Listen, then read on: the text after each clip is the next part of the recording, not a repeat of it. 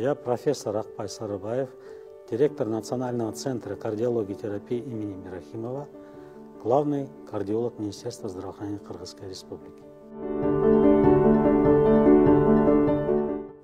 Практически во всех регионах в целом по республике был сокращен значительно, либо прекращен плановый прием пациентов с сердечно-сосудистой патологией. Основной упор сделан на пациентов с подозрением на коронавирус и пациентов тяжелых, больных с сердечно-сосудистой патологией.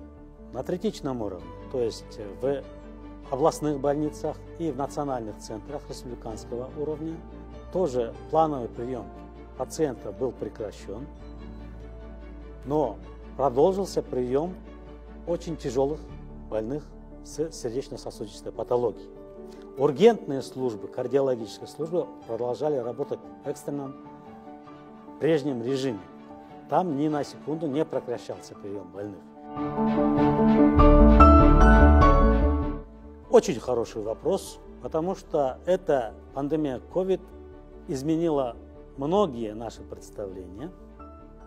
И я думаю, хотя мы в этом направлении шли, но шли очень медленно, чрезмерно нужно ускорять и ускориться внедрение цифровых технологий в консультировании, разработке лечения и дальнейшем ведении профилактики даже сердечно-сосудистой болезни.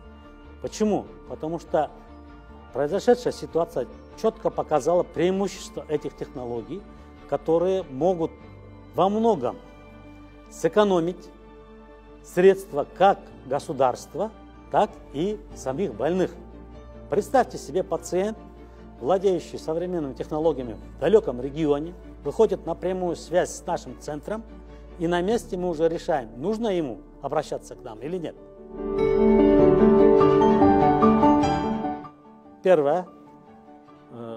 Если это в условиях чрезвычайного положения, то он должен желательно дистанционно обратиться к своему врачу по месту жительства, с ним проконсультироваться, и он уже с его данными выйдет на связь с нашим центром.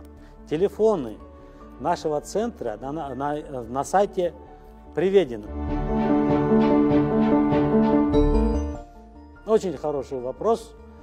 Я думаю, прежде чем переходить непосредственно, я думаю, что пандемия во всем мире показала, что несмотря на глобализацию, несмотря что все люди начали говорить, что они люди мира, кирпичиком, составляющей всего мира, все равно остаются нации и государства.